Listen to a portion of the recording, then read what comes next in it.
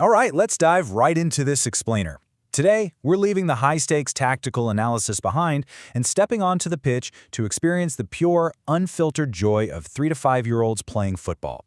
We're going to see exactly what happens when tiny boots meet the grass and imagination takes total control of the beautiful game. We're kicking things off with this absolutely hilarious quote from a Year 2 student. This sets the perfect, cute, and slightly chaotic tone for the magical world of toddler sports we're exploring today. Get this. This little boy went up to his teacher, terribly upset, because his teammates were teasing him on the playground, claiming he had a crunch on her. It's just a brilliant reminder that at this age, they are still figuring out the world, right? Figuring out their words and their feelings, all while running around in these oversized shin guards. Section 1. Imaginations on the pitch. Spaceships, volcanoes, and play. So to really understand toddler football, you've got to take the tactical playbook and just toss it right out the window. You really have to embrace vivid imagination. It's actually brilliant how coaches channel that boundless toddler energy by creating these wildly creative games. Because, let's be real, you can't just tell a 4-year-old to run a passing drill. Nope, instead you play Hit the Coach, where the kids literally bombard the coach with soccer balls, and if they get a hit, the coach has to act out an animal the kids choose. Or you've got Guard the Ship, where the penalty box becomes a ship, the defender's the guard, and the soccer balls are bombs they have to kick away to protect the ship. And then there's volcanoes. Kids dribble through a maze of cones, and if a ball touches one, boom, the coach makes a massive explosion noise.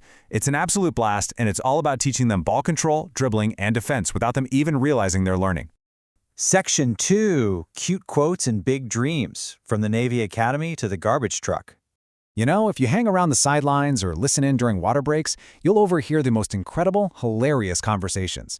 That imaginative play on the field, it builds into some seriously big, ambitious dreams. Take young Joshua, for example, confidently declaring to his mom his future college football career path. At this age, the sky is literally the limit. One good practice session instantly translates into visions of playing at the collegiate or pro level. And that big declaration is immediately followed by his brother Caleb's adorable, slightly reluctant compromise. See, Joshua begged Caleb to go to the same school so they could stay together, and Caleb, giving in to that sweet pressure of brotherhood, casually agrees to just go wherever Joshua goes. It's these incredibly earnest, totally serious conversations about the future that make the touchlines so entertaining. But as we quickly learn, those grand football dreams can instantly be derailed by, well, the sheer excitement of wanting to push a button on a passing garbage truck. Caleb literally spotted the truck during a walk, scrapped the entire college football plan right then and there, and decided he was going to be the guy who pushes the button to empty the trash cans. And honestly, that right there is the pure essence of a preschooler's focus. Section 3. Why does play matters? The developmental magic of football. So, the real crucial takeaway here is that while it might look like pure, unadulterated chaos out there, there is some intense developmental magic happening on that grass. What's truly fascinating is how early years programs like Kicks and Baby Ballers highlight that every single kick and stumble matters. Football for kids between 18 months and 5 years old, it develops crucial gross motor skills and coordination. It teaches sharing, waiting for a turn, and those very early concepts of teamwork.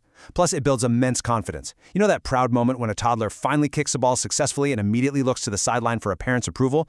That is foundational stuff. And this magic extends so powerfully to inclusive programs too, like Mini Ballers. There are these beautiful stories coming out of Perth, Australia, where children in wheelchairs and walkers get to experience the absolute thrill of chasing the ball. For parents, seeing their children, who might normally miss out on running and climbing, laughing right alongside their peers and meeting pro players from teams like AC Milan, it proves that football truly is for everyone.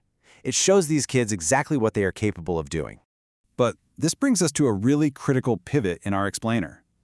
What happens when adult expectations crash into this pure childhood joy? What is the real score out there? Well, consider this heartbreaking but honestly all too common story from a grassroots sports forum and compare it against the reality of a child's mindset. A team of young kids had just won their first game of the season, 24-14. One player, beaming with excitement after making tackles and scoring, runs up to his dad and asks if his teammate could come get food with them to celebrate. And the very first words out of the dad's mouth were, "Well, you didn't play that good. You missed several tackles." The kid went from sky high to rock bottom in an instant, tears in his eyes.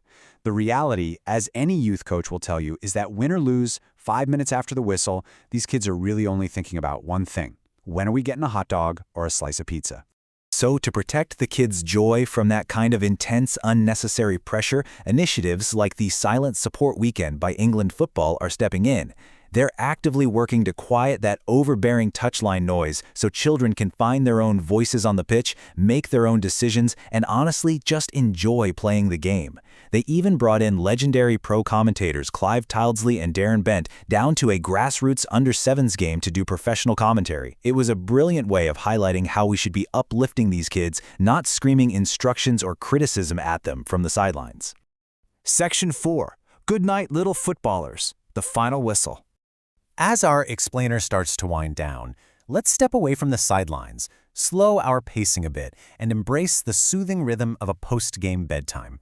After a long day of running, jumping, and kicking all over the pitch, the laces are finally loose and our little footballers are ready to settle down for the night. Those corner flags that have been waving and fluttering at the edges of the pitch all afternoon, they're now standing still and sleepy in the softening evening breeze. The final whistle has blown. The ball has stopped bouncing. The muddy shirts are folded up softly for next time, and our tiny players are tucked in and fast asleep, dreaming of golden goals and happy games. I'm going to leave you with this final thought to take away. Whether you're a coach, a parent, or just a fan on the sidelines, it is up to us to ensure that the beautiful game remains beautiful for them. How will you help protect that pure, uncomplicated magic of play for the next generation? Thank you so much for joining me for this explainer, and we'll see you next time.